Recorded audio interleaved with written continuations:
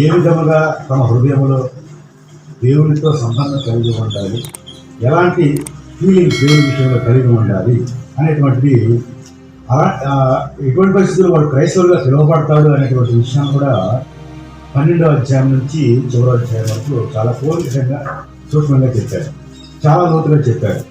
ఈ సందర్భంగా నేను ఒక విషయం అడుగుతాను, మీకు ఎంతమంది ఆలోచన కలిగిందని మీకు చెప్తాను, మీరు నాకు తెలియపరచాలా.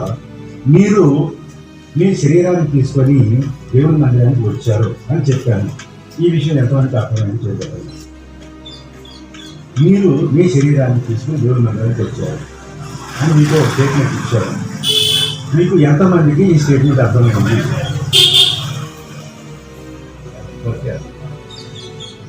మీరు మీ శరీరాన్ని తీసుకుని దేవుని మందిరానికి వచ్చారు, అర్థమైందా? మీరు మీ శరీరాన్ని తీసుకుని దేవుని మందిరానికి వచ్చారు, అర్థమైందా? మీరు మీ శరీరాన్ని తీసుకుని దేవుని మందిరానికి వచ్చారు, అర్థమైందా? నేను దేవుని వాక్యాన్ని మీ శరీరానికి చెప్పలేదు, మీకు చెప్తున్నాను, అర్థమైందా? అర్థమైందా? హల్లెలూయా. మీరు వినాలి దేవుని వాక్యం, మీ శరీరం వినాల్సిన అవసరం లేదు. ఇప్పటి వరకు కూడా దేవుని వాక్యము కేవలం మన మందిరంలో మీకు మాత్రమే వాక్యం అందించబడుతుంది, మీ శరీరానికి మాత్రం కాదు. పౌలు గారు అదే విషయాన్ని శరీరం వేరు ఆత్మ వేరు అనే విషయం చాలా క్లియర్గా చెప్పుకుంటూ వచ్చి చివరికి ఈ ఆత్మ పరిపూర్ణత్వం చెందటానికి, ఈ ఆత్మ సంపూర్ణమైన విశ్వాస స్థితిలో ఉండటానికి, దాని యొక్క సంపూర్ణతను బట్టి ఆ ఆత్మకి ఏ పేరు పెట్టాలి అనేటువంటి విషయాన్ని బట్టి ఈ 12వ అధ్యాయం నుంచి ప్రతి వ్యక్తికి చెప్పుకుంటూ వచ్చారు. గత వారంలో నా సోదే చెప్పినట్టుగా నాకు అనిపించింది, కానీ వాస్తవానికి నా ఎగ్జాంపుల్ అంతా కూడా ఒక యజమానికి ఒక దాసుడు ఎలా ఉంటాడు అనే విషయం చెప్పడం కోసం అంతా చెప్పాల్సింది. నన్ను నేను ఎగ్జాంపుల్ చెప్పుకోవాలి. ప్రియమైన దేవుని బిడ్డారా, క్రైస్తవులు అనేటువంటి వాళ్ళు మనుషులకు దాసులు కాదు, కానీ రెండవది మీకు కూడా, అంటే మీ శరీరానికి మీరు దాసులు కాదు, కానీ మీరు కేవలము దేవునికి మాత్రమే దాసులు అన్న విషయం మీరు తెలుసుకోవాలి. ఫ్రాంక్గా చెప్తున్నాను, మీ విషయానికి వచ్చినప్పుడు మీరు మీ శరీరానికి దాసులు కాదు, కానీ మీరు మిమ్మల్ని సూచించినటువంటి దేవునికి మాత్రమే దాసులు అనే విషయం చెప్తున్నాను. అనంటే ఏంటంటే మీ యొక్క ఆత్మ కేవలము దేవునికే దాసత్వం కలిగి ఉండాలి. ఎలాంటి దాసత్వం కలిగి ఉండాలి అనే విషయం మీరు చెప్పారు. మొదటిగా ఆయన క్రైస్తవుడుగా ఉండటానికి మొదటిగా ఆయన చెప్పిన పాయింట్ ఏంటంటే, మీ శరీరం మొత్తాన్ని నీవు జాగ్రత్తగా గమనించి మీ శరీరం అంతటిని నీవు దేవునికి సజీవ యాగంగా సమర్పించుకోమని చెప్పాడు. మీ శరీరం అంతటిని నీవు మొదటిగా సజీవ యాగంగా దేవునికి సమర్పించుకోమని చెప్పాడు. అనంటే నీ శరీరం అంతటిని, నీ శరీరం లోపల ఉన్నటువంటి ప్రతి అవయవం కూడా దేవునికే సమర్పించేదిగా ఉండాలి, దేవునికి సజీవ యాగంగా సమర్పించుకోవాలి అని చెప్పాడు. రెండవది ఏం చెప్పాడు అంటే, దేవుని చిత్తము మీ విషయంలో ఏదో అది తెలుసుకోవాలి అని చెప్పాడు. దేవుని చిత్తము మీ విషయంలో ఏమై ఉన్నదో అనే విషయం ఖచ్చితంగా ప్రతి ఒక్కళ్ళు తెలుసుకోవాలి. ఎలా, ఏమిటి దేవుని చిత్తం, దేవుని విషయంలో నా విషయంలో దేవుని చిత్తం ఏంటి అని అంటే చాలా పొరపాటు జరుగుతున్నాయి. ఎలాగని దేవుడు చిత్తం నా విషయంలో ఏంటంటే, నాకు పెద్ద ఇల్లు కట్టాలి అనేది దేవుడి చిత్తం నా విషయంలో అనుకుంటారు చాలా మంది. లేదు, నాకు గొప్ప ఉద్యోగం ఇచ్చి నన్ను ఉన్నత స్థాయిలో నిలబెట్టాలి అనేది దేవుడి చిత్తం అనుకుంటారు చాలా మంది. అది కానీ కాదు. మీ శరీరము ద్వారా దేవుడు తనని ఎలా బయలుపరుచుకోవాలి అనేటువంటి విషయం అర్థం చేసుకోవాలి మీరు. ఉదాహరణకి 10 తెగుళ్ళు పంపించడం ద్వారా, ఫరోని కఠినపరచడం ద్వారా దేవుడు ఏం తెలియపరుచుకున్నాడు తెలుసా? ఆయన ఏదో గొప్పడు కాదు, నేను దేవుడిని అనే విషయం ప్రజలందరూ తెలుసుకోవాలనే విషయం ఆయన చెప్పాలనుకున్నది. జాగ్రత్తగా గమనించండి, ప్రజలందరూ కూడా నేను దేవుడిని అన్న విషయం తెలుసుకోవాలి అని 10 తెగుళ్ళు వాళ్ళ మీద పంపించడం జరిగింది. ఫరో హృదయాన్ని కఠినపరచడం జరిగింది. నీ ద్వారా దేవుడు తను ఏమి చెప్పాలనుకుంటున్నాడు, నీ క్యారెక్టర్ ద్వారా, నీ పద్ధతి ద్వారా, నీ శరీరం ద్వారా దేవుడు మరి తన యొక్క గొప్పతనాన్ని చూపించుకోవడానికి ఎంతో ప్రయత్నం చేస్తున్నాడు. దానికి అనుకూలంగా నీ శరీరం ఉన్నదా లేదా అనేది నువ్వు చూసుకోవాలి. అది చెప్తున్నాడు. సంపూర్ణమైనటువంటిగా ఉండాలి నీ శరీరం. విశ్వాసం కలిగినటువంటిగా ఉండాలి. మూడో పాయింట్ చెప్తున్నాడు ఇక్కడ, చదవండి రండి. మూడో పాయింట్, ఈ 2 పాయింట్లు గత వారం చెప్పుకుంటూ వచ్చాడు. మూడో పాయింట్, తను తాను ఎంచుకున్నదగిన దానికంటే మూడో పాయింట్ లో మూడో వచనంలో తన్ను తాను ఎంచుకొనదగిన దానికంటే ఎక్కువగా ఎంచుకొనక దేవుడు ఒక్కొక్కరికి విభజించి ఇచ్చిన విశ్వాస ప్రకారము తాను స్వస్థ బుద్ధి గలవాడొకటకై తగిన రీతిగా తనను ఎంచుకొనవలెను. నాకు అనుగ్రహించబడిన కృపను బట్టి మూడో పాయింట్ ఏంటంటే, ఎవడైనా సరే తనను తాను ఎంతగా హెచ్చించుకోవాలో అంతే హెచ్చించుకోవాలా. దానికి ఏ బుద్ధి కావాలన్నాడు దేవుడు? మొదటి పేతురు 4:7 కూడా ఇదే పాయింట్ అని చెప్పగలుగుతున్నాడు. ఎవరో పేతురు గారు చెప్తున్నాడు. యేసు ప్రభు సమీపించుతున్నది, మీరందరూ స్వస్థ బుద్ధి కలవారై ఉండండి చెప్తున్నాడు. పేతురు స్వస్థ బుద్ధి కలవారే మెలకుగా ఉండమని చెప్తున్నాడు. స్వస్థ బుద్ధి అని అంటే ఏంటి అంటే, ఇక్కడ పౌలు గారు ఇచ్చినటువంటి డెఫినేషన్, తన్ను తాను ఎంచుకున్నదగిన దానికంటే ఎక్కువ ఎంచుకోకూడదు. ఇది స్వస్థ బుద్ధి అంటే. తన్ను తాను ఎంచుకున్నదగిన దానికంటే ఎక్కువగా ఎంచుకుంటే, అందుకనే మత్తయి సువార్తలో దేవుడు చాలా చాలా చాలా క్లియర్గా చెప్తుంటాడు. ఎవరంతా అక్కడికి తొందరగా వెళ్ళిపోండి. మత్తయి సువార్తలో, లూకా సువార్తలో చెప్తారు చూడండి. 14:15 లూకా 14:15 అక్కడ జ్ఞాపకం వస్తుంది. ఏమని చెప్తాడు యేసు ప్రభు వారు? తన్ను తాను హెచ్చించుకున్నవాడు, తన్ను తాను తగ్గించుకున్నవాడు హెచ్చింపబడును అని చెప్తున్నాడు. ఆ మాట విన్నారా మీరు? యేసు ప్రభు చెప్పినటువంటి విషయం ఏంటి అని అంటే, దేవుని విషయంలో ఎక్కడ చేయాలి, ఏం చేయాలంట? మనంతరం మనం తగ్గించుకోవాలి. మనంతరం మనము అని అంటే మన శరీరం పక్కన పెట్టండి. మీరు దేవుని విషయంలో తగ్గించబడినటువంటి వారై ఉండాలి, తగ్గించుకోవాలి. ప్రభువా, నన్ను ఏ స్థాయిలో ఉంచావు, ఎందుకు ఉంచావు ఈ స్థాయిలో, నేను ఈ స్థాయిలో ఉండటానికి మీ యొక్క చిత్తం ఏంటి, నేను ఉన్నటువంటి పరిస్థితిని బట్టి నేను నిన్ను ఏ విధంగా గణపరచగలను, నా క్యారెక్టర్ ద్వారా, నా మాట ద్వారా, నా పద్ధతి ద్వారా నేను ఎలాగ మిమ్మల్ని మరి ప్రస్ఫుటించగలను, ప్రత్యక్షపరచగలను అని మనము ఆలోచించుకోవాలి. అందుకని మనము ఏ స్థితిలో దేవుడు మనకు పిలిచాడు అనేటువంటిది ఖచ్చితంగా మనం ఎరిగిన వారమే ఉండవలసిన వారు. మనం ఖచ్చితంగా దేవుడు మనం ఏ పరిస్థితి ఎందుకు పిలిచాడు అనేటువంటి మనకు తెలియాల్సిన అవసరం. గలతీయులకు రాసిన పత్రిక 6:3 చూసుకున్న ఒకసారి ఎవరు రాయబడి ఉన్నట్టు అక్కడ? గలతీ 6:3 ఎవడైనను ఒట్టివాడై ఉండి ఎన్నికైన వాళ్ళని ఎంచుకున్నాడరా. జాగ్రత్తగా ఈ వాక్యాన్ని గమనించండి. ఎవడైనాను ఒట్టివాడై ఉండి, అసలు ఏమి చేతగానివాడై ఉండి, అసలు ఏమి లేనివాడై ఉండి, అసలు ఎందుకు పనికిరాని వాడై ఉండి, తాను ఎన్నికైన వాడని ఎంచుకుని ఎడలా తన్ను తానే మోసపరుచుకున్నాను. దేవుని బిడ్డలారా, ఈ విషయం చాలా గమనించారు.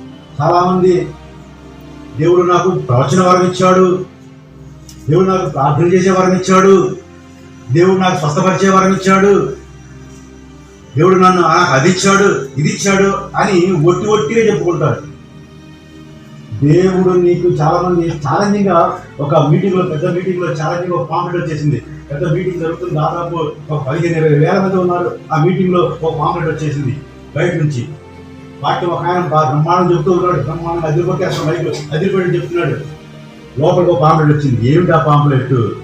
ఇంతకీ ఆ మీటింగ్ లో బయట చేసా స్వస్థపరచు దేవుడు, స్వస్థపరచు వరం ప్రసంగికులు అనేటువంటి టైటిల్తో వచ్చి, స్వస్థపరచు వరం కలిగినటువంటి ప్రసంగికులు అయితే నేను ఒక వ్యక్తిని తీసుకుని వస్తాను, మీరేమైనా స్వస్థపరుస్తారా అని ఒక పాంప్లెట్ వచ్చేసి అందరూ చదువుతున్నారు. వాక్యం అంటారా? అందరూ చదువుతున్నారు. వాక్యం మాత్రం బ్రహ్మాండం చెప్తున్నాడు. ఆయన చెప్తున్నాడు. ఆయన జనాలు ఏం కనపడతారు, ఎందుకంటే ఆయన తెలుగులో ఉన్నాయి కాబట్టి ఆయన జనాలు ఏం కనపడతారు. మైకి ఓదలు కొట్టేస్తారు ఫాస్ట్ గారు. ఈ మైకి లోపల మాత్రం పాంప్లెట్ వస్తుంది, స్వస్థపరచారా స్వస్థపరచారా. ఒక ఆయన తీసుకొచ్చాడు, స్వస్థపరచండి అన్నారు. ఒక రోగం గల వ్యక్తిని తీసుకొచ్చారు, స్వస్థపరచండి అన్నారు. ఎవరు ప్రార్థన చేస్తారు? ఎవరికి స్వస్థత వరం ఉంది వీళ్ళలో? ఎవరు రావట్లేదండి. వాస్తవం జరిగిన సిచ్యువేషన్ జరిగింది. నేను ఆ మీటింగ్ దగ్గర ఎవరు రావట్లేదండి. ఎందుకు వస్తారు? ఒట్టివాడై ఉండి తన్ను తాను హెచ్చించుకున్న వాళ్ళందరూ కూడా అటు కూర్చుంటారు. దేవుడు మిమ్మల్ని మీరు మోసం చేసుకుంటారు. అందుకనే మీరు దేనికి పిలిచారు? మీ సామర్థ్యం ఏంటి? మీ యొక్క విశ్వాస ప్రమాణం ఎంత? ఒక విశ్వాసం గురించి ఒక మాట చెప్తాడు దేవుడు. ఏంటంటే మీరు ఆవగించంత విశ్వాసం ఉంటే దేన్ని కలిగించగలవు?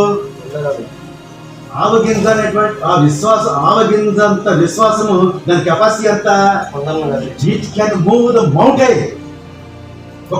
ఒక కొండని తీసి అవతల పడేయగల శక్తి సామర్థ్యం చిన్న ఆవగింజకున్నంత విశ్వాసం ఉంటే ఒక వ్యక్తిని స్వస్థపరచు అని అంటే మీరు అందరూ నోరు మూసుకుని ఎందుకు కూర్చున్నారు అని అంటే, మీరు ఒట్టివారేయండి. వీళ్ళకి స్వస్థ వరాలు లేకపోయినా, వీళ్ళకి ప్రసిద్ధి వరాలు లేకపోయినా వీళ్ళు ఏం చేస్తారు? తన్ను తాను హెచ్చించుకుంటూ మిమ్మల్ని మీరు మోసం చేసుకోవద్దని చెప్తున్నారు. అందుకనే ఎవరైనా సరే తన్ను తాను ఎంతవరకు ఎంచుకోవాలి, హెచ్చించుకోవాలా కాదు, ఎంచుకోవాలో. తన్ను తాను ఎంతవరకు ఎంచుకోవాలో అంతవరకే ఎంచుకోవాలి. ఒక మీటింగ్లో మధ్యలో పాస్టర్ గారు ఉన్నారు. ఆయన మాట్లాడతారని చెప్పగానే పాస్టర్ గారు లేచారు, పడ్డాడు. అసలు ఏ మీటింగ్ ఇది, ఏమిటిది? కూర్చొని మేము చాలా స్టన్ అయిపోతున్నాం. ఎందుకు వచ్చిన బాధ అని అంటే, ఆయనకి డాక్టర్ ఉంది, బిషప్ ఉంది, రెవరెండ్ ఉంది, ఇంకేంటి ఇంకొక ఏదో పోస్టల్స్ చేస్తారు, ఇలాంటి 11 ఉన్నాయి. అంటే ఇవేమీ చెప్పలేదు ఆయన. అది వచ్చింది కాదు, ఇవేమీ చెప్పకూడదని పాస్టర్ వచ్చే వాక్యం చెప్పారు. ఏమిటి అసలు మీరు అసలు నా గురించి ఏమనుకుంటారు? ఏమి బిడ్డారా, ఇలాంటి ప్రస్తుత సమాజంలో చాలా విపరీతంగా జరుగుతుంది. ప్రజలను మోసం చేయాలని అనుకుంటున్నాడు, కానీ తను తానే నేను పాపము లేని వాడిని చెప్పుకునే కదా. మనమే మోసం ఇచ్చుకోవడమే కాదు, దేవుడిని అబద్ధం చేసిన వాడు అవుతాం. Be careful. ఇక్కడ మాత్రం చాలా జాగ్రత్తగా. దేవుడిని అబద్ధం చేయడానికి ఏం కుదరదాడా? దేవుడిని అబద్ధం చేయడానికి ఏం కుదరదు. మా పిల్లలు తెలుసు, కొట్టుకుంటారు. ఎవరు కొట్టుకున్నాడంటే ఎవరు చెప్పడు. వాళ్ళకి తెలుసు ఎవరు కొట్టుకుంది, ఎవరు పిలుచుకుంది, ఎవరు, కానీ ఎవరు చెప్పడు. వాళ్ళలో ఆ యూనిట్ ఎలాంటిది. అందుకని సీసీ కెమెరాలు పెట్టాలి.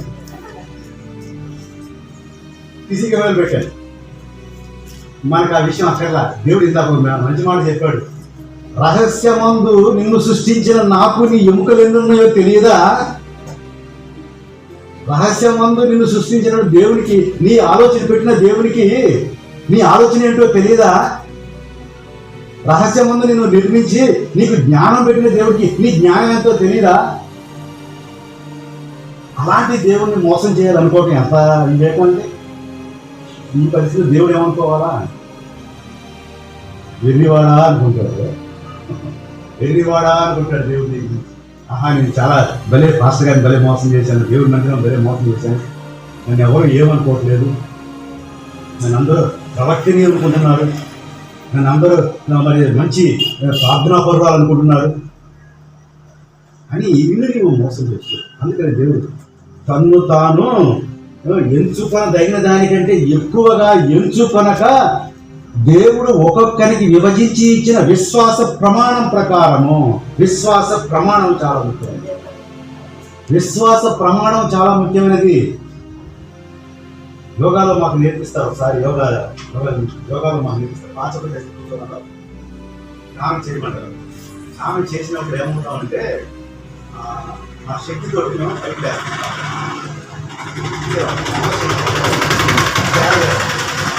అంటే భూ వాతావరణానికి గగనానికి స్థానానికి మేము కొంచెం అతీతంగా పైకి వస్తాం. కొంతమంది ఈ హైట్ వరకు రాగలుగుతారు, కొంతమంది జస్ట్ హార్ట్ టచ్ మాత్రం మొత్తం అంటే హార్ట్ టచ్ కొంచెం లేవగలిగిన వాళ్ళు విశ్వాస ప్రమాణం ఎంత? పైదాకా లేవగలిగిన వాళ్ళకి విశ్వాస ప్రమాణం ఎంత? చాలా స్ట్రాంగ్గా అనుకోవాలి. అంటే వాళ్ళు భూ వాతావరణాన్ని, భూమి యొక్క దాని గ్రావిటేషన్ పవర్ని అతీతంగా జయించిన వాళ్ళు. కానీ శరీరం జ్ఞానం విశ్వాస ప్రమాణం కూడా అలాంటిది. ఎంత మటుకు నువ్వు ఏమి చేయగలవు? నువ్వు ప్రార్థన చేస్తే నయమైందా? నువ్వు ప్రార్థన చేస్తే జ్వరం నయమైందా? కొబ్బరి నూనె రాసిన వెంటనే ఏమైపోయిందండి? వాళ్ళు రాత్రి రాశాను కదా, వాటికి జ్వరం నయమైంది అని. నువ్వు రాయకపోయినా నయమైంది, నువ్వు రాయకపోయినా జ్వరం నయమవుతుంది. ఎందుకంటే అది వచ్చిపోయే జ్వరం, అది ఆటోమేటిక్ వస్తుంది. కానీ దేవుడు అలాంటి వాటిని ఎంచుకోవాలి స్వస్థపరచడానికి. మీరు బైబిల్ మొత్తం చదువుకోండి. దేవుడు ఎలాంటి వాటిని స్వస్థపరిచాడు తెలుసా? 38 సంవత్సరాల నుంచి ఎవరు బాగు చేయకుండా పక్షవాతం కూర్చున్నటువంటి వాణి దగ్గరికి వెళ్ళి వ్యవస్థ కోనే దగ్గర నువ్వు దిగ్గున పరిగెత్తున్నాడు అనగానే వాడు కాళ్ళు సడలి వెంటనే పరిగెత్తుకొని నడవడం మొదలు పెట్టాడు. వాటి వండర్ఫుల్ సీన్, ఆశ్చర్యకారులు అద్భుత కార్యాలు అయ్యి దేవునికి అంత విశ్వాస స్థాయి కెపాసిటీ ఉంది. దేవుడి కెపాసిటీ, నీ కెపాసిటీ, నా కెపాసిటీ ఆయన ముందు ఏం సరిపోతుంది? నువ్వు నడవగా చెప్పగలవా మాట? గుడ్డివాడిని తీసుకొచ్చి గుడ్డివాడిని తీసుకొస్తే ఈరోజు కోనేటికి కడుక్కొని రా అనగానే కడుక్కొని వస్తే అందరూ కనిపిస్తున్నారు. కానీ ఈ మనిషి ఇక్కడ ఉంటాడా? ఆశ్చర్యపోతున్నాడు వాడు. అలాంటి ఆశ్చర్య కార్యాలు చేయగలిగినటువంటి దేవుని యొక్క విశ్వాస కెపాసిటీ ఎంత? అబద్ధాలు చెప్పుకునే నీ విశ్వాస కెపాసిటీ ఎంత? అందుకని విశ్వాసారా, దేవుని బిడ్డలారా, మనము ఎంత బట్టి తెలుసుకోవాలంటే దేవుని విషయంలో దావీదు, అంత గొప్ప దావీదు కూడా నేను మంచి పురుగు లాంటి వాడిని మహాప్రభు అని చెప్పేసి ప్రార్థన చేస్తాను. అంటే దేవుడు అంత విశ్వాసం ఇచ్చినప్పటికీ ఆయన దేవునితో ఎలా ఉన్నాడో చూద్దాం రండి. 4వ వచనంలో, ఒక్క శరీరంలో మనకు అనేక అవయములు ఉండునను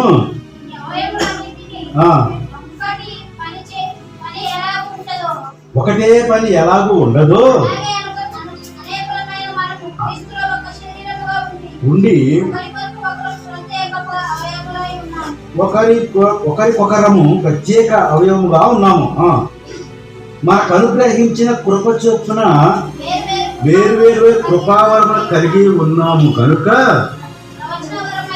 ఇక్కడ ప్రవచన వరం అయితే విశ్వాస ప్రమాణము చొప్పున, విశ్వాస పరిమాణం చొప్పున ప్రవచింతము, పరిచర్య అయితే పరిచర్యలోను, బోధించువాడైతే బోధించడంలోను, హెచ్చరించువాడైతే హెచ్చరించడంలో పని కలిగి ఉందాము. ఇవి మాట్లాడుతుంది. విశ్వాస స్థాయిలో ఇలాంటి వేరియేషన్స్ ఉన్నాయని దేవుడు బైబిల్లో చెప్తున్నాడు. ఎలాంటి వేరియేషన్స్? ఇవన్నీ కృపావరాలు, మన సంబంధం లేదు, ఎవరో ఒకరికి ఒక రకమైన కృపావరాలు ఇస్తారని చెప్పారు. కానీ వీటి గురించినటువంటి లోతు నీ యొక్క విశ్వాస ప్రమాణం ఎంత ఉన్నదో దానిని బట్టే నీకు ఈ యొక్క పనులన్నీ కూడా దేవుడు ఇస్తున్నాడు. ఇప్పుడు మరి ఒక యెషయా ప్రవక్తకో లేదంటేనేమో ఏలియాకో కొన్ని ఒక విశ్వాస స్థాయి ఉన్నది. ఆయనకున్నటువంటి విశ్వాస స్థాయిని బట్టి అతనికి ఆ యొక్క కెపాసిటీ దేవుడు ఇచ్చాడు. ప్రవచించే కెపాసిటీ ఇచ్చాడు, స్వస్థపరిచే కెపాసిటీ ఇచ్చాడు. విశ్వాస ప్రమాణాన్ని బట్టి. అలాగే పరిచర్య చేసే వాళ్ళకి వాళ్ళ విశ్వాస ప్రమాణాన్ని బట్టి పరిచర్య చేసేవారము, ఇంకా బోధించేవారైతే వాళ్ళ యొక్క విశ్వాస ప్రమాణాన్ని బట్టి బోధించేటువంటి స్థాయి, హెచ్చరించేవాడైతే వాళ్ళ విశ్వాస ప్రమాణం బట్టి హెచ్చరించడము, ఇలాంటి పనులు కలిగి ఉన్నామని చెప్తున్నాడు. కృపావరాలు చాలా డిఫరెంట్ అని చెప్తున్నారు. కానీ దేవుడు చెప్పినటువంటి పనులు అవన్నీ మనకి, ఇవన్నీ కూడా ఏంటంటే మనలో విశ్వాస ప్రమాణాలను పెంచడం కోసమే దేవుడు ఏర్పాటు చేస్తుంది. ఇప్పుడు రాసిన పత్రికలో దీనికి సంబంధించినటువంటి ఇంకొంచెం క్లారిఫికేషన్ మీకు కనిపిస్తుంది. ఈ ప్రవచన వరాల గురించి క్లారిఫికేషన్ ఎక్కడ కనిపిస్తుంది? 1 కొరింథీయులకు రాసిన పత్రిక 12వ అధ్యాయము 7వ వచనం అయితే, అటువలే 13:27 అటువలే మీరు 1 కొరింథీ 12:27 అటువలే మీరు క్రీస్తు యొక్క శరీరమై ఉండి వేరు అవయవములై ఉన్నారు. మరియు దేవుడు సంఘములో మొదట కొందరిని అపోస్తలులుగా పిలిచాడు. అపోస్తలులుగా అంటే వారి యొక్క ఆత్మీయ పరిమాణాన్ని బట్టి అపోస్తలుగా పెట్టాడు. పిమ్మట కొందరిని ప్రవక్తలుగా వాళ్ళ యొక్క ఆత్మీయ పరిమాణం పెట్టాడు. పిమ్మట కొందరిని బోధకులుగా పెట్టాడు. అద్భుతములు చేయువారిగా పెట్టాడు. స్వస్థత ఖర్చు కృపావర్గాలుగా పెట్టాడు. ఉపకారం చేయువారిగా కొందరు పెట్టాడు. చేయువారిగా కొందరు పెట్టాడు. నా భాషలు మాట్లాడేవారిగా నియమించను. అయితే అందరూ అపోస్తలులు కాదు, అందరూ ప్రవక్తలు కాదు, అందరూ బోధకులు కాదు, అందరూ అద్భుతములు చేయవారు కాదు, అందరూ స్వస్థపరచేవారు కాదు, అందరూ భాషలు మాట్లాడేవారు కాదు. కానీ వాళ్ళకు ఉండేటువంటి విశ్వాస ప్రమాణాన్ని బట్టి దేవుడు వాళ్ళకి ఒక్కొక్కటి అనుగ్రహించడం జరిగింది. మరి ఇదంతా మనకి ఎలా తెలుస్తుంది? ఎలా తెలుస్తుందండి? దేవుడు నాకు పలానా వరం ఇచ్చాడు, పలానా కృపావరం ఇచ్చాడని విషయం ఎలా తెలుస్తుంది? నీ ఆత్మ నిన్ను ప్రేరేపించే దాన్ని బట్టి నీకు తెలుసు. నీ ఆత్మ నిన్ను దేవుడి మందిరానికి పోవద్దు అని ప్రేరేపిస్తే నీ యొక్క విశ్వాస ప్రమాణం అది. నీ ఆత్మ నిన్ను దేవుడి మందిరానికి వెళ్ళి మీరు చాపలు వేయాలని దెబ్బలు పరిగెత్తుకుంటూ వస్తే నీ ఆత్మ ప్రేరేపడాలి. నేను ఒకరికి చెప్తే నేను ఎప్పుడు కూడా మీరు ఇది చేయండి అది చేయండి నేను కానీ తమ్ముడు ఇప్పుడు చెప్పాలి. సంఘం చెప్పలేదు, ఇప్పుడు చెప్పామని చెప్పినా చెప్పలా. ఇప్పుడు ఈ రోజు కూడాను తమ్ముడు మేము మొన్న అనుకున్నాం, విశ్వాస కెపాసిటీ మనం చెప్తున్నాను. మనం ఇట్లా చెప్పొద్దు అన్న, ఈ వారం ఇది ఈ వారం ఇది మనం చెప్పొద్దు. ఎవరికి ఏ రకమైన ప్రేరేపణ చూద్దాం. దేవుడు ఎవరెవరి విశ్వాస ప్రమాణం ఏ స్థాయిలో ఉందో మనం పరిశీలన చేద్దాం అనుకున్నాం. దీని మీద ప్రయోగం చేస్తున్నాం. మీకున్న విశ్వాస ప్రమాణం పరిమాణం దేవుడు మిమ్మల్ని ఏ రకంగా ప్రేరేపిస్తే మీరు దాన్ని ఏ రకంగా యాక్టివేషన్ చూద్దామని చెప్పేసి మేము అనుకున్నాం. గత వారం మేము అనుకోకుండా ప్రేరేపణ కలిగి నేను నా కొడుకు కోసం ప్రేరేపిస్తాను. వాస్తవానికి దేవుడు నా ప్రేరేపణ కలిగి మనం ప్రార్థన చేశాం. కానీ ఎంత అద్భుతంగా దేవుడు అక్కడ జరిపించాడంటే అంత అద్భుతంగా జరిపించాడు. దేవుని యొక్క విశ్వాస ప్రమాణం ప్రేరేపించిన దాన్ని బట్టి నువ్వు వర్క్ చేయాలి. దేవుని యొక్క పనిని నువ్వు చేయాలా. నేను చెప్పలేదు, చాలా సందర్భాల్లో చదువులు వచ్చి అన్న అడ్బోదరా ఇటుబోదరా ఇచ్చోదరా చెప్పుకుంటుంటాడు. దేవుడు ఆయన ఇచ్చిన పరిచర్య, అది పరిచర్య ప్రమాణం. అది ఆయన విశ్వాస ప్రమాణంలో ఆయన బయటికి చూపించుకోలేకపోవచ్చు. విశ్వాస ప్రమాణం ఇది. పొద్దాకొచ్చి ప్రార్థన చేయాలా, పొద్దాకొచ్చి ఎగరాలా, పాటలు పాడాలా, ఇది కాదు ప్రమాణం. విశ్వాస ప్రమాణం అని అంటే ఏంటంటే దేవునికి మరి అనుకూలమైనటువంటి పనులు ఎవరైతే చేస్తారో అది దేవుడు వారికి ఇచ్చిన విశ్వాస ప్రమాణం. విశ్వాస ప్రమాణం. సూర్యాపేటలో చర్చిలు లేవా? కోలాల్లో చర్చిలు లేవా? దేవుని వాక్యం వినడానికి దేవుడు నా సంఘం చేసి ప్రత్యేకంగా ఎందుకు రావాలి దాకా? దేవుడు ఆయనకి ఇచ్చినటువంటి ఆ విశ్వాస ప్రమాణం. అది విశ్వాస ప్రమాణం. అది దానికి తగ్గట్టుగానే ప్రవర్తించాలా. దానికి తగ్గట్టునే చాలా చోట్ల ఏంటంటే పొగుతుంటారు. నువ్వు చేయి, అసలు దేవుడు నీకు మంచి గ్యారెంటీ ఇచ్చాడమ్మా, ఈ వాక్యాలు చూపించి ఇదే చెప్తుంటారు జనాల్ని. కరెక్ట్ కాదు. అది విశ్వాస ప్రమాణాన్ని పెంచే విధంగా ఉండాలి తప్పితే సెల్ఫ్ ఈగోలు పెంచే విధంగా ఉంటున్నాయి ఈ వాక్యాలు. చాలా వరకు సెల్ఫ్ ఈగోలు పెంచుతున్నాయి. దేవుని వాక్యము సెల్ఫ్ ఈగోలు పెంచుతున్నాయి. మాస్టర్ గారు 2 సార్లు నువ్వు మంచిగా అమ్మా, దేవుడికి ప్రపంచంలో ఇచ్చాడమ్మా, ఎందుకు వినియోగం అనగానే ఆమె రెచ్చిపోతుంది. బూతులు బయట, హల్లెలూయా ఇంట్లో, బూతులు బయట, హల్లెలూయా దేవుని మందిరంలో రెచ్చిపోతారు చాలా మంది. చివరికి పుచ్చిపోతారు. ఎందుకు పనికిరాములు అయిపోతారు. దేవుని దృష్టికి ఎట్లా తొక్కబడినటువంటి ఉప్పులా తయారైపోతుందా చాలా సంఘాల్లో. మన సంఘాన్ని నేను ఒకటి చెప్తున్నాను, మీలో విశ్వాస ప్రమాణం చాలా ఉంది. దేవుడు మీలో విశ్వాస ప్రమాణాన్ని చాలా ఉంచాడు. కానీ మీరు తెలుసుకోలేకపోతున్న విషయం ఏంటంటే మీకు ఎంత విశ్వాస ప్రమాణాన్ని ఇచ్చాడన్న విషయం మీరు తెలుసుకోలేకపోతున్నారు. దానికి కారణం ఏంటి అంటే మీలో వ్యక్తిగత ప్రార్థన లేదు. నాకు అర్థమైన విషయం, మీరు వ్యక్తిగత ప్రార్థన చేసుకోవడం లేదు. పర్సనల్గా మీరు దేవుడు మందిరానికి వస్తే చేస్తున్నారు తప్పితే మీరు ఇంటి దగ్గర వ్యక్తిగత ప్రార్థన. దేవుడు నాకు తమ్ముడు ఒక విషయం గుర్తు చేశాడు. రహస్యమందు చూచుతున్న దేవుడు నీ ప్రార్థన ఆలకించి నీ ఫలితాన్ని ఇస్తాడు. అనంటే రహస్యమందు చూచేటువంటి దేవుడికి నువ్వు ప్రార్థన చేసేటువంటి మనసు నీకు రావడం లేదు, నువ్వు చేయడం లేదు. ప్రతిదినము కనీసం 1 నిమిషమైనా సరే నీవు దేవుడికి నీ వ్యక్తిగతంగా నువ్వు ప్రార్థన చేసుకుంటున్నావా? నీ విశ్వాస ప్రమాణం ఎంత ఉంది? నీ విశ్వాస ప్రమాణం యొక్క స్థాయి ఎంత ఉంది? దాన్ని నేను ఎలా వినియోగించుకోవాలా? దాన్ని నేను ఎలాగా 10 మందికి కనపడే విధంగా నా క్యారెక్టర్ని ఎలా చూపించుకోవాలి అని మీరు ఎప్పుడైనా సరే అనుకుంటున్నారా? అనుకోవడం లేదు. అలా అనుకున్నట్లయితే దేవుడు నీ విషయంలో ఎలాంటి క్యారెక్టర్ నీకు అప్పచెప్పాడు, ఎలాంటి పని నీకు అప్పచెప్పాడో తెలిసి ఉండేది. అందుకని ఇక్కడ ఏమంటున్నాడంటే ఎలాంటి పనులు కలిగి ఉందామని చెప్తున్నాడంటే మనము మనకు అనుగ్రహించిన ప్రభు చొప్పున 6వ వచనం నుంచి మనకు అనుగ్రహించిన ప్రభు చొప్పున వేరు కృపావరం కలిగిన వారమై ఉన్నాము కనుక ప్రవచన వరమైతే విశ్వాస ప్రమాణం చొప్పున మన విశ్వాస ప్రమాణం ఎంత ఉన్నది అన్న విషయం మనకి తెలియలేదు. మన శరీరంలో మన ఆత్మలో మనకున్నటువంటి విశ్వాస ప్రమాణం మనకి ఎంత ఉంది అనేది మనకు తెలియలేదు. అది తెలుసుకోవాల్సిన అవసరం నీకు ఎంతైనా. అదే చెప్తాడు, నీకు ఎంత విశ్వాస ప్రమాణం ఉందో అది నువ్వు తెలుసుకోవాలి. నువ్వు చాలా బకెట్లు వేస్తావు, వేసిన తర్వాత బకెట్ లాగుతావు, సగం లాగిన తర్వాత నువ్వు ఆలోచించేయి ఆ బకెట్లో ఎన్ని నీళ్లు ఉన్నాయో నువ్వు కనిపెట్టగలవు ఈజీగా. అవునా కాదా?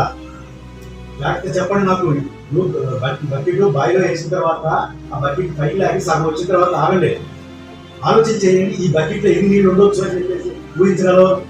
ఖచ్చితంగా నువ్వు ఊహించుకోవాలి. సగం ఉంటే ఎంత వరకు ఉంటుంది, నిండా ఉంటే ఎంత వరకు ఉంటుంది, కొంచెం ఉంటే ఎంత వరకు ఉంటుందని. అవునా కాదా? ఈ దేవుని బిడ్డారా, దేవుని దగ్గర నువ్వు వ్యక్తిగతంగా నువ్వు పర్సనల్ ప్రార్థన చేసినప్పుడు నీ విశ్వాస ప్రమాణము ఎంత ఉన్నది అనేది నీకు చాలా క్లియర్గా అర్థమవుతుంటుంది. నీ క్యారెక్టర్ నువ్వు అలా స్టడీ చేసుకుంటూ పోతే నీ విశ్వాస ప్రమాణం ఎంత ఉంటుంది, కెపాసిటీ ఎంత ఉంటుంది అని నువ్వు తెలుసుకోగలవు. ఒక విషయాన్ని మీకు చెప్తాను. ఒక వ్యక్తి ఒక ఇల్లు కొనాలి అంటే ఏం చూసుకుంటాడు? ఆయన ప్రమాణం ఏంటి? ఒక వ్యక్తి ఒక ఇల్లు కొనాలి అంటే అతను ఏ ప్రమాణం చూసుకుంటాడు? నా దగ్గర అక్కడ డబ్బు ఉన్నాయా లేవా? ఏది ప్రమాణం చేస్తున్నాడు? డబ్బుని ప్రమాణంగా చేస్తూ ఉన్నాడు. కానీ ఇదే విషయంలో నేను ఛాలెంజ్ అడుగుతాము, ప్రభువా నా దగ్గర డబ్బులు లేవు, నువ్వు ఇల్లు ఇస్తావా అని నువ్వు అడిగితే దేవుడు ఇస్తాడా ఇవ్వడా? ఏమో. నా విశ్వాస ప్రమాణం ఎక్కడ ఉన్నది అంటే మీరు ఏదైనా దేవునితో ప్రామాణిక పరిస్థితిని ఎంచుకోవడానికి అసలు ఏమాత్రం కూడా విశ్వాసాన్ని పరిగణలోకి తీసుకోవడం లేదు. మీరు కేవలము రోగం వస్తే డాక్టర్ని ప్రమాణంగా తీసుకున్నాము, ఇలాంటి అవసరం తీసుకొని డబ్బులు ప్రమాణంగా తీసుకున్నావు. కానీ నీ విశ్వాసాన్ని ప్రమాణంగా ఎప్పుడు తీసుకుంటావు?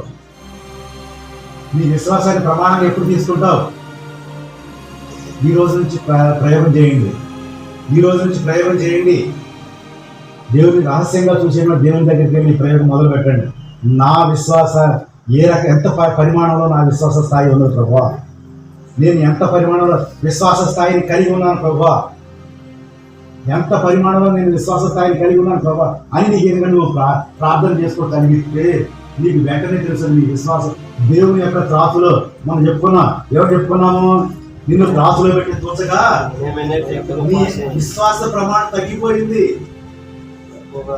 ఒకవేళ దేవుడు నీ యొక్క విశ్వాస ప్రమాణాన్ని త్రాసులో పెట్టి చూస్తే నీ విశ్వాస ప్రమాణం తగ్గిపోయినప్పుడు నువ్వు ఎంత ప్రార్థన చేసినా అన్నీ వృధా అయిపోతాయి.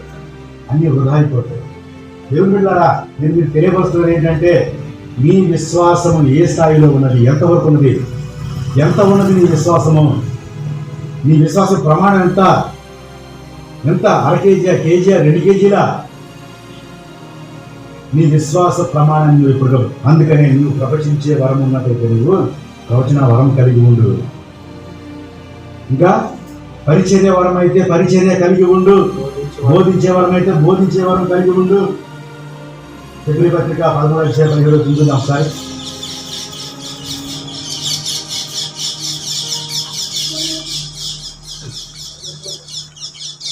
నేను ఎందుకు ఈ విషయాలు చెప్తున్నామంటే మీకు 13:17 మీ పై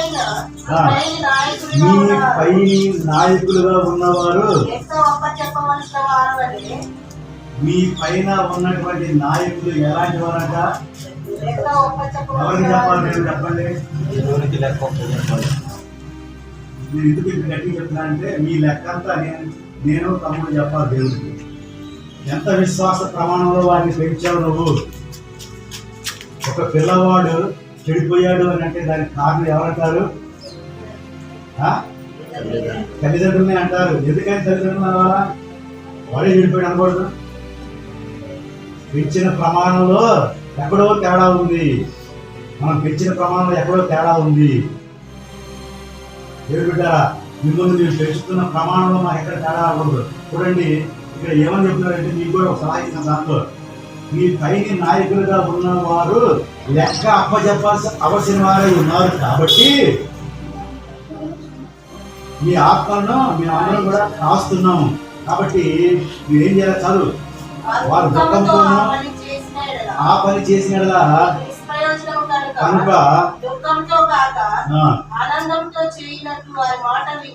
దీన్ని లోబడి ఇది కూడా నేర్చుకోవాలి. మీరు మీ పైన నాయకుల్ని మీరు దుఃఖపరిస్తే మీకు నిష్ప్రయోజనమే. మీ ప్రయోజనం లేదు, యూజ్లెస్. మీ పైన నాయకులుగా ఉంటున్నట్టు మాకు ఏ రకమైన దుఃఖం వస్తుందంటే, విశ్వాసంలో మీరు ఎదగకపోతే మాకు దుఃఖం వస్తుంది. మీరు ఇస్తున్నటువంటి విశ్వాస ప్రమాణంలో మీరు ఎదగకపోతే మంచి ద్రాక్షాలు కాయవలసినటువంటి ఆ ఫలము ఏ ద్రాక్షాలు కాస్తున్నాయి? కారు ద్రాక్షాలు కాస్తున్నాయి. మరి అలా కారు ద్రాక్షాలు కాస్తే ఎవరికి దుఃఖం? మాకు దుఃఖం. మిమ్మల్ని పెంచుతున్నటువంటి మాకు దుఃఖం. మీ ఆత్మలను కాస్తున్నటువంటి మాకు దుఃఖం. మీ ఆత్మలు మన తమ్ముడు ఒక మంచి మాట చెప్పాడు. ఏంటది? మీ యొక్క ద్రాక్షాలు ఎలాగంట ఫలించి అవి ఎలా ఉండాలంట? దేవుని మహిమపరిచే విధంగా ఉండాలి. మీ ద్రాక్షాలు ఫలించడమే కాదు, ఫలించిన ఆ ద్రాక్షాలు ఎలా ఉండాలి? ఎక్కడుందా వచ్చినామో మీకు చెప్పగలుగుతారు కొంచెం? ఫలించినటువంటి ఆ ద్రాక్షలు దేవునికి మీరు బహుగా ఫలించడం వలన ఎవరికి మహిమ? దేవునికి మహిమ. వచ్చిన చెప్పినా 17:8 మీరు బహుగా ఫలించడం వలన నా తండ్రి మహిమ పరచబడును. మీరు ఫలించగలరు కాదు. ద్రాక్ష కాయటం గొప్ప విషయం కాదు, కానీ మీ ఫలించినటువంటి ఆ ద్రాక్ష ఎలా ఉంది? దేవునికి మహిమకరమైన ద్రాక్షగా ఉన్నారా, మహిమకరంగా లేని ద్రాక్షగా ఉన్నారు, కారు ద్రాక్షగా ఉన్నారా? ఇది కూడా మీరు తెలుసుకోవాలి. ఫలించడం గొప్ప కాదు. దేవుని ద్వారా విశ్వాస ప్రమాణం, మీరు మీ శరీరంతో విశ్వాస ప్రమాణం పెంచుకోగలరా? మీ ఆత్మ ఎదుగుతున్న కొద్దిగా, మీ ఆత్మ వర్ధిల్లుతున్న కొద్దిగా, పేతురు చెప్తుంటాడు, మీ ఆత్మ వర్ధిల్లుతున్న కొద్దిగా మీరు అన్ని విషయంలో మీరు వర్ధిల్లుతూ ఉంటారు. చెప్తారు ఆ విషయాన్ని. మీరు ఆత్మలో వర్ధిల్లుతున్న కొద్దిగా మీరు అన్ని చదువునా పీడ మీరు ఆత్మలో వర్ధిల్లుతున్న ప్రకారము మీరు అన్ని విషయంలో వర్ధిల్లుతూ సౌఖ్యముగా ఉండమని దేవుని ప్రార్థిస్తున్నాను. ఆత్మ వర్ధిల్లకపోతే మీరు అన్ని విషయాల్లో వర్ధిల్లలేదు. అయినా సరే మేము బాగుంటున్నాం ఏంటంటే ఏంటి? మీరు బాగుంటున్నారు అని అంటే మీరు ఆత్మతో బాగోట్లా, డబ్బుతో బాగుంటున్నారు. డబ్బుతో బాగుంటారు కానీ ఆత్మతో ఉండదు. కాబట్టి బిడ్డారా, ఈరోజు నేను మీకు తెలియవలసినటువంటి విషయం ఏంటంటే, ఆయన చెప్పినటువంటి 3వ పాయింట్ ఏంటంటే, 1వ పాయింట్ ఏంటంటే, మీ శరీరాన్ని సజీవంగా సమర్పించుకోవాలా.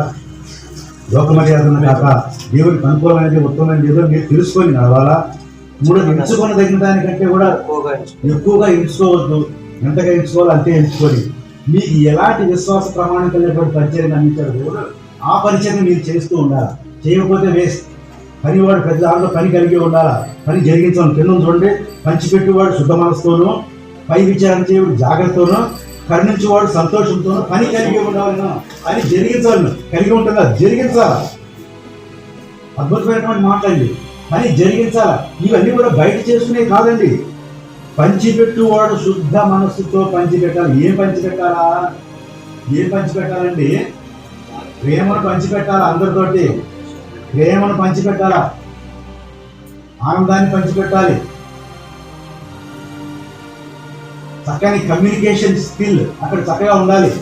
తర్వాత పై విచారణ చేయవాడు, అంటే పై విచారణ ఇది తప్పు ఇది రైట్ అని చెప్పేవాడు ఎలా చెప్పాలి? జాగ్రత్తగా చెప్పాలి.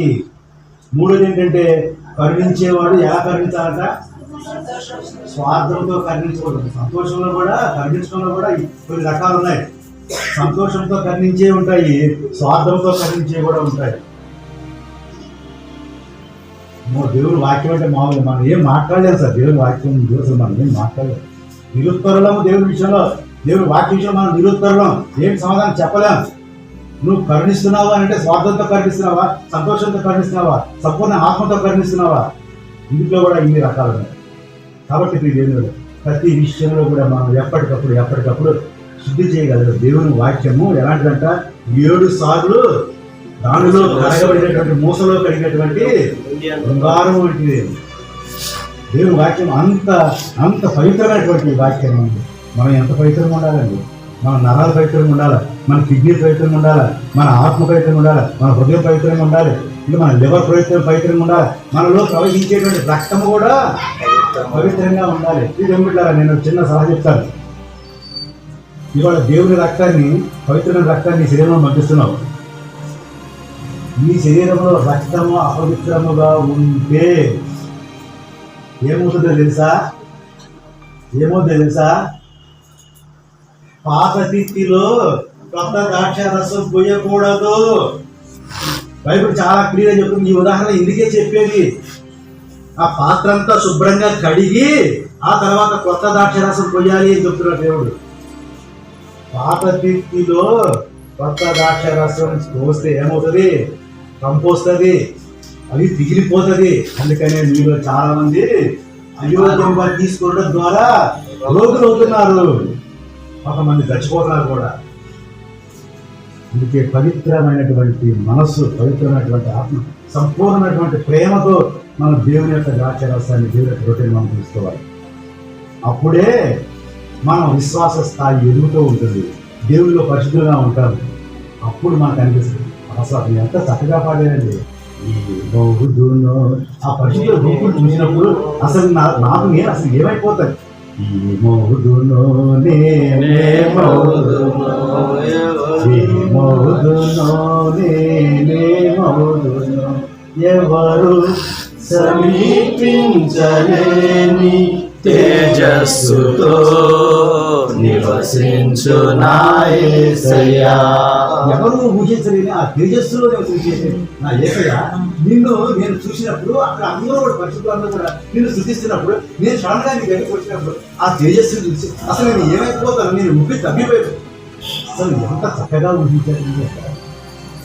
మనం ఆ తేజస్సును చూడాలని ఎంతో ఎంతో ఎంతో ఎంతో ఆరాటపడాలి. వీళ్ళుంటారా? మనం ఎప్పటికప్పుడు చెక్ చేసుకుందాం, ప్రార్థన చేసుకుందాం, మోకరించండి. పరిశుద్ధ ప్రేమ మహిళా దైవ తండ్రి, మీ పేరు సహకరించుకుంటున్నాం. ఒకవేళ అయిన దానికంటే కూడా ఎక్కువగా మమ్మల్ని చూసుకుంటున్నారు. మాకున్నటువంటి విశ్వాస ప్రమాణాన్ని బట్టి మీ యొక్క నామాన్ని ప్రభావ మహిమపరిచేదిగా మా జీవితాలు దయచేయండి. మా సంఘంలో ప్రతి ఒక్కరిని ప్రభావ మీరు పరిశుభ్రపరిచి శుద్ధి చేసి మీరు క్రీస్తు అనే ప్రభావం మా శరీరం ద్వారా మీరు చూపించుకుంటే మా సహాయంలో చేసుకుంటుంది. ఒక హృదయంలో ఒక వేదన తీసివేయండి, ఆలోచన తీసివేయండి. అయినా ప్రభావం పరిశుద్ధమైనటువంటి ఆలోచన ప్రభావాన్ని నీటి కుటుంబాలన్నింటి కూడా ఈ యొక్క ప్రభావ అకాడమిక్ ఇయర్ ఎండింగ్లో ఉండగా ప్రభావ మమ్మల్ని అందరినీ పరిశుద్ధపరిచి నూతన సంవత్సరం నూతనంగా ప్రభావం తీసుకున్నారని యేసు క్రీస్తు వేడుకుంటున్నాం తండ్రి.